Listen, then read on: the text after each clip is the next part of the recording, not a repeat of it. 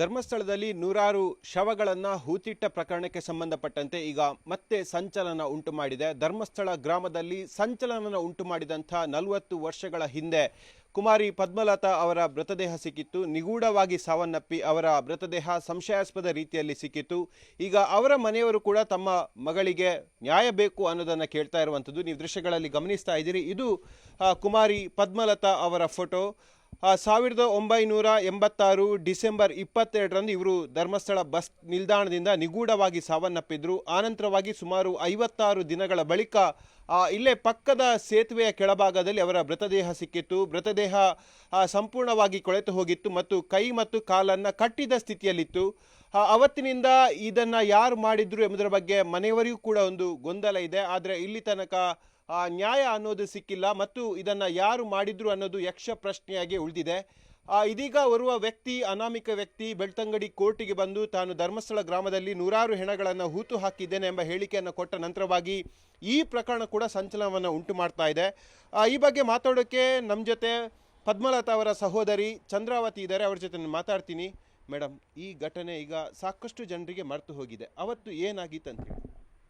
ಅಂದರೆ ಆ ದಿನ 1986 ಡಿಸೆಂಬರ್ 22 ಆ ದಿನ ಅವಳು ಕಾಲೇಜ್ ಡೇಗೆ ಅಂತೇಳಿ ಹೋಗಿದ್ದು. ಸೆಕೆಂಡ್ ಪಿ ಯು ಸಿನಲ್ಲಿ ಓದ್ತಿದ್ಲವಳು.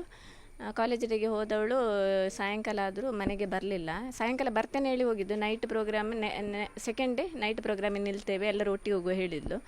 ಆ ದಿನ ಬಂದವಳು ಆ ದಿನ ಮನೆಗೆ ಬರ್ತೇನೆ ಹೇಳಿದವಳು. ಬರದಿರುವಾಗ ಮನೆಯವರು ಗಾಬರಿ ಆದರು. ಮತ್ತು ಹೋಗಿ ವಿಚಾರಿಸಿದರು. ಬಸ್ ಅಂದರೆ ನಿಜ ಉಜಿರೆಯಿಂದ ಧರ್ಮಸ್ಥಳಕ್ಕೆ ಬಸ್ಸಲ್ಲಿ ಬರೋದವಳು. ಅಲ್ಲಿಂದ ಮನೆಗೆ ಜೀಪ್ ಇರುತ್ತದೆ, ಅದರಲ್ಲಿ ಬರ್ತಾಳೆ. ಧರ್ಮಸ್ಥಳ ಬಸ್ ಸ್ಟ್ಯಾಂಡಲ್ಲಿ ಬಂದು ಇಳಿದಾಳೆ ಅಂತ ನೋಡಿದವರು ಇದ್ದಾರೆ. ಅಂದರೆ ನಮ್ಮ ಮಾವ ಸೇಮ್ ಬಸ್ಸಲ್ಲಿ ಬಂದಿದ್ದರೆ ಅವರು ನೋಡಿದ್ದಾರೆ, ಅಲ್ಲಿ ಬಂದು ಇಳಿದಿದ್ದು. ಆಮೇಲೆ ಅವಳು ಎಲ್ಲಿ ಹೋಗಿದ್ದಾಳೆ ಏನಾಗಿದೆ ಅಂತ ಗೊತ್ತಿಲ್ಲ. ಅಂದರೆ ಇವಳು ಬರದಿರುವಾಗ ಹೋಗಿ ವಿಚಾರಿಸಿ ಎಲ್ಲರ ರಿಲೇಟಿವ್ಸಲ್ಲಿ ವಿಚಾರಿಸುವಾಗ ಮಾವ ಈ ವಿಷಯ ಹೇಳಿದ್ದು.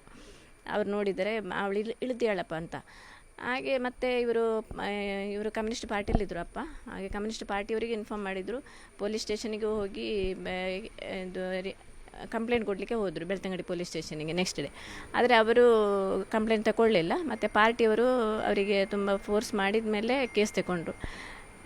ಮತ್ತು ಕಮ್ಯುನಿಸ್ಟ್ ಪಾರ್ಟಿದು ಸುಮಾರು ಮಂದಿ ಲೀಡರ್ಸ್ ಬಂದು ಎಲ್ಲ ಕೇಸಿನ ಬಗ್ಗೆ ವಿಚಾರಿಸಬೇಕಂತೆಲ್ಲ ಸ್ಟೇಷನಲ್ಲಿ ಒತ್ತಡ ಹಾಕಿದರು. ತನಿಖೆ ಮಾಡ್ತೇವೆ, ಹುಡುಕಿ ಕೊಡ್ತೇವೆ ಅಂತೆಲ್ಲ ಹೇಳಿದರು. ಆದರೆ ಅವರು ಏನು ಪೊಲೀಸರಿಂದ ಏನು ಮಾಡಲಿಕ್ಕಾಗಲಿಲ್ಲ. ಆಮೇಲೆ 56 ದಿನ ಬಿಟ್ಟು ಬಾಡಿ ನಮಗೆ ಹೊಳೆಯಲ್ಲಿ ಇದು ಮೀನು ಹಿಡಿಲಿಕ್ಕೆ ಹೋದವರು ಯಾರ ಬಾಡಿ ನೋಡಿ ಪೊಲೀಸರಿಗೆಲ್ಲ ಹೇಳಿ ನಮಗೆ ಅಂದರೆ ಕಮ್ಯುನಿಸ್ಟ್ ಪಾರ್ಟಿಯವರು ಹೇಳಿದ್ದು. ಬಾಡಿ ಸಿಕ್ಕಿದ್ದು 56 ದಿನದ ನಂತರ. ಕೈ 2 ಮತ್ತು ಕಾಲು 2 ಕಟ್ಟಿದ ಸ್ಥಿತಿಯಲ್ಲಿ ಇತ್ತು ಬಾಡಿ. ಈಗ ಒಬ್ಬ ವ್ಯಕ್ತಿ ಬಂದು ಕೋರ್ಟಿಗೆ ಶರಣಾಗಿ ಹೇಳಿದ್ದಾನೆ ಹೇಳಿಕೆಗಳನ್ನು, ನಾನು 20 ವರ್ಷದಿಂದ ಇಲ್ಲಿ ಈ ಥರ ಮಾಡಿದ್ದೇನೆ ಅಂತ ಹೇಳಿ. ಇವಾಗ ನಿರೀಕ್ಷೆ ಇದೆಯಾ? SIT ಕೂಡ ತನಿಖೆ ಆಗಿದೆ, ನಿಮ್ಮ ಸಹೋದರಿಗೂ ಕೂಡ ಒಂದು ನ್ಯಾಯ ಸಿಗ್ಬೋದೆಂಬ ನಿರೀಕ್ಷೆ ಇದೆಯಾ? SIT ಒಳ್ಳೆ ಟೀಮ್ ಅಂತ ಹೇಳೋದು ಕೇಳಿದ್ದೇವೆ ಇದರಲ್ಲೆಲ್ಲ. ಹಾಗೆ ಹೆಚ್ಚಿನ ಅಂಶ ತನಿಖೆಯಲ್ಲಿ ಸತ್ಯಾಂಶ ಹೊರಗೆ ಬರ್ಬೋದು, ಯಾರು ಮಾಡ್ತಾ ಇದ್ದಾರೆ ಏನು ಮಾಡ್ತಿದ್ದಾರೆ ಅಂತ ಹೇಳಿ ನಂಬಿಕೆ ಇದೆ.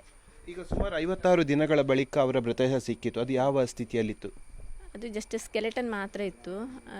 ಮತ್ತು ಇದು ಅವಳ ಕೈಯಲ್ಲಿದ್ದ ವಾಚ್ ಮತ್ತು ಡ್ರೆಸ್ಸಿನ ಮೇಲೆ ಮನೆಯವರು ಗುರುತ ಹಿಡಿದಿದ್ದು. ನಾವೆಲ್ಲ ಹೋಗಿಲ್ಲ, ಅಪ್ಪ ಎಲ್ಲ ಹೋಗಿದ್ದರು, ಅಪ್ಪ ಚಿಕ್ಕಪ್ಪ ಅತ್ತೆಯವರು ಅವರೆಲ್ಲ ಹೋಗಿದ್ದರು. ಹಾಗೆ ಅವರು ಅಂದರೆ ನಾನಿಲ್ಲಿ ಇರಲಿಲ್ಲ, ನಾನು ಮಣಿಪಾಲದಲ್ಲಿ ಇದು ನರ್ಸಿಂಗ್ ಮಾಡ್ತಿದ್ದೆ. ನನಗೆ ಅಪ್ಪ ಹೇಳಿ ಮತ್ತು ಮನೆಯವರು ಹೇಳಿ ಮಾತ್ರ ವಿಷಯ ಗೊತ್ತು. ನಾನು ಕೂಡ ಇರಲಿಲ್ಲ ಆ ಟೈಮಲ್ಲಿ ಬಾಡಿ ಸಿಗುವಾಗ. ಪೋಸ್ಟ್ ಮಾರ್ಟಮಲ್ಲೇ ಆಯ್ತಂತ ಹೇಳ್ತಾರೆ ಹೇಳಿ ಮತ್ತು ಬಾಡಿ ಬಿಟ್ಟು ಕೊಟ್ಟರು ಅವರು.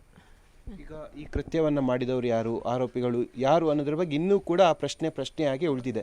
ನಿಮಗೆ ಭವಿಷ್ಯದಲ್ಲಿ ಅದಕ್ಕೆ ಉತ್ತರ ಸಿಗುವಂಥ ವಿಶ್ವಾಸ ಇದೆಯಾ? ಹೆಚ್ಚಿನ ಅಂಶ ಹಳೆ ಫೈಲ್ ಓಪನ್ ಮಾಡಿದರೆ ಗೊತ್ತಾಗ್ಬೋದು. ಯಾಕಂದರೆ ಆ ಟೈಮಲ್ಲಿ ಇದು ತನಿಖೆ ಮಾಡ್ತಾ ಇದ್ದವರು ಕೇಸ್ ಯಾರು ಮಾಡಿದಂತ ಗೊತ್ತಾಗಿದೆ ಅಂತ ಹೇಳಿದರು. ಆದರೆ ಅದು ಕೇಸ್ ಹೊರಗೆ ಹಾಕಿಲ್ಲ, ಯಾರಂತ ಹೆಸರು ಹೊರಗೆ ಹಾಕಿಲ್ಲ, ಕೇಸಲ್ಲಿ ಮುಚ್ಚಿ ಹಾಕಿದ್ದಾರೆ. ಅಂದರೆ ಆ ಟೈಮಲ್ಲಿ ಗೃಹ ಮಂತ್ರಿ ರಾಚೆ ಅಂತಿದ್ದರು, ಅವರು ನಮ್ಮ ಮನೆಗೂ ವಿಸಿಟ್ ಕೊಟ್ಟು ಧರ್ಮಸ್ಥಳಕ್ಕೆ ಹೋಗಿದ್ದರು. ಅಲ್ಲಿಂದ ಹೋದ್ಮೇಲೆ ಇದು ಕೇಸ್ ಇದಾಗಿದೆ, ಅಂದರೆ ಮುಚ್ಚಿಬಿಟ್ಟಿದ್ದಾರೆ. ಇದು ಪದ್ಮಲತಾ ಅವರ ಸಹೋದರಿ ಚಂದ್ರಾವತಿ ಕೊಟ್ಟಿರುವಂಥ ಮಾತು. ಒಟ್ಟಿನಲ್ಲಿ SIT ಫಾರ್ಮ್ ಆಗಿದೆ, ದಕ್ಷ ಅಧಿಕಾರಿಗಳು ಆ SIT ಟೀಮಲ್ಲಿದ್ದಾರೆ. ಆ ಧರ್ಮಸ್ಥಳದಲ್ಲಿ ನಿಗೂಢವಾಗಿ ಸಾವನ್ನಪ್ಪಿದವರ ಮನೆಯವರಿಗೆ ಒಂದು ರೀತಿಯಾಗಿ ನ್ಯಾಯ ಸಿಗುವಂಥ ಸಾಧ್ಯತೆಗಳು ಕೂಡ ಇದೆ. ಅದರ ಜೊತೆಗೆ ಪದ್ಮಲತಾ ಅವರಿಗೂ ಕೂಡ ನ್ಯಾಯ ಸಿಗುವಂಥ ವಿಶ್ವಾಸ ಇದೆ ಎಂಬ ಮಾತುಗಳನ್ನು ಅವರ ಸಹೋದರಿ ಹೇಳ್ತಾ ಇದ್ದಾರೆ. ಕ್ಯಾಮರಾಮ್ಯಾನ್ ನಿಖಿಲ್ ಸುವರ್ಣ ಜೊತೆ ಕಿಶನ್ ಶೆಟ್ಟಿ, ನ್ಯೂಸ್ 18 ಮಂಗಳೂರು.